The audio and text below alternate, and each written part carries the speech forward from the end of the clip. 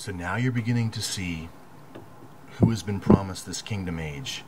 And you begin to understand how these people that have been spraying these chemtrails over us in these planes, how these military leaders, how these scientists, these politicians, these actors, these idols, now you understand what they're looking forward to.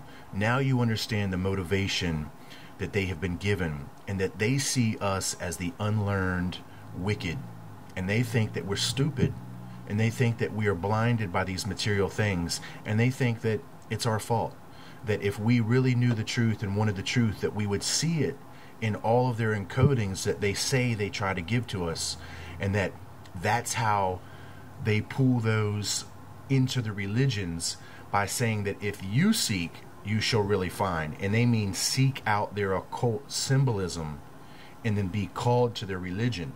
So for all of those who haven't come into their religion by seeking, they think that you are the wicked.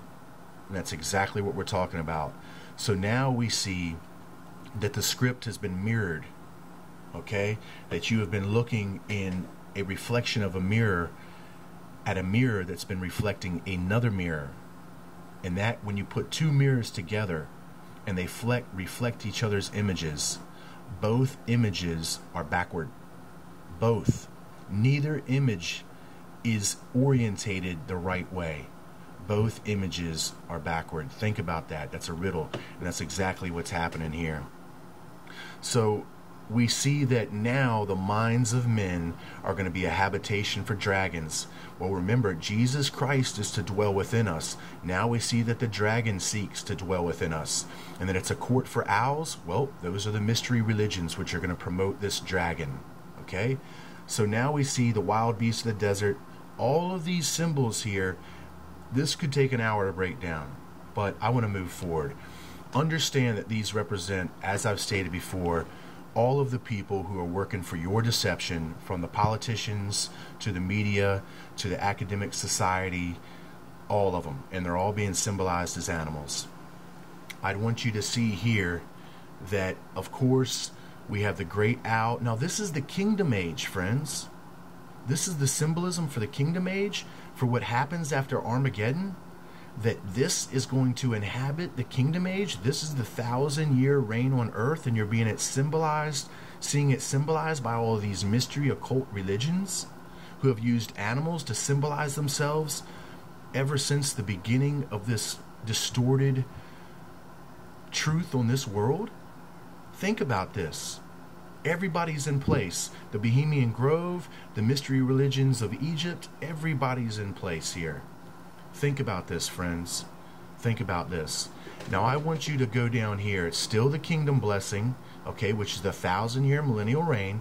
And I want you to see who's not here. No lion shall be there.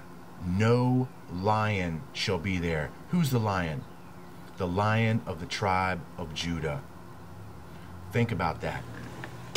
Very, very intense. Now, what I said here earlier about what JMRG 772 said, I want you to see. I told you all earlier that Orion is in the shape of a black widow's abdomen. Okay, that red spot on the back of a black widow. Of course, we know that this is shaped like a spider's web.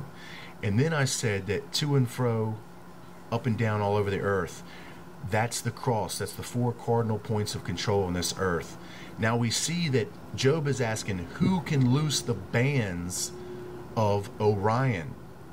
And now we see in my fractal equation that the bands of Orion are nothing more than the iron Orion iron cross. Here's the iron cross, and then here's the fulfillment of the bands of Orion. Unreal.